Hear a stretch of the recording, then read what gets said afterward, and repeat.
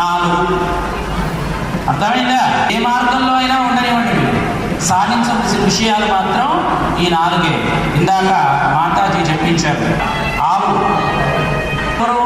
అంటే ఈ ధర్మాన్ని ఎవరైతే అనుష్ఠించరో అటువంటి వాళ్ళు యొక్క నాలుగు.